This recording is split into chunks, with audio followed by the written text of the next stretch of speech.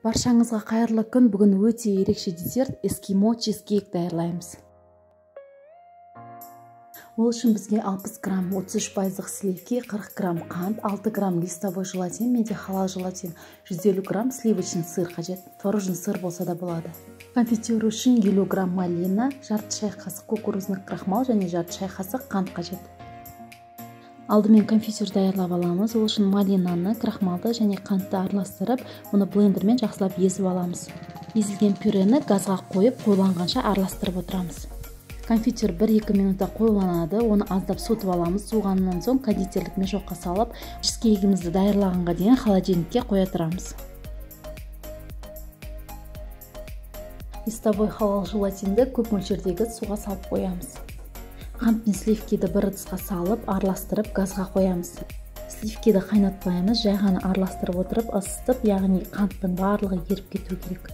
Желатин 10 минуттай тұрып, ісінген уақытта оны қатты сығып алып, оны сливкиге қосып, блендермен немесе венчикпен жақсылап біркелкі болғанша араластырамыз.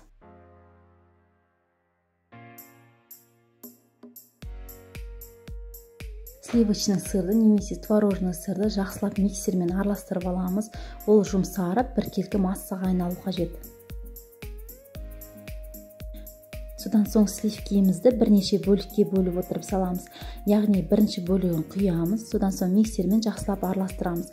Содан кейін екінші бөлігін құямыз. Мен осылайша 3 бөлікке бөліп отырып құйып, жақсылап миксерлеп араластырып алдым.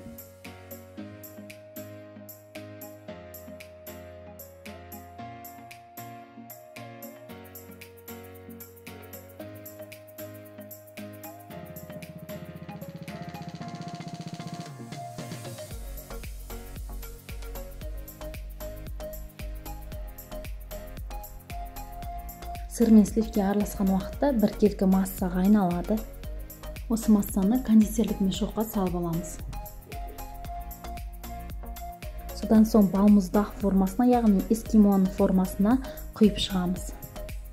Қатты толтырыңқырамай құямыз. Содан соң конфитюрімізді холодильниктен шығарып, оның ішіне конфитюрімізді құйып шығамыз.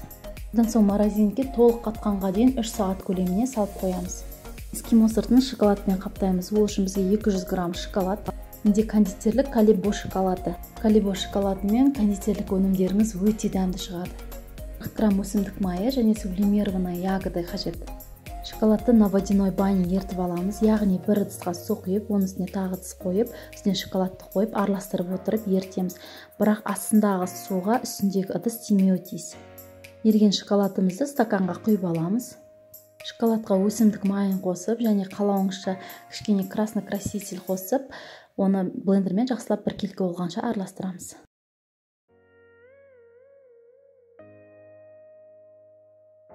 Қатқан эскимоны морозиліктен шығарып, осы шоколадқа батырып аламыз.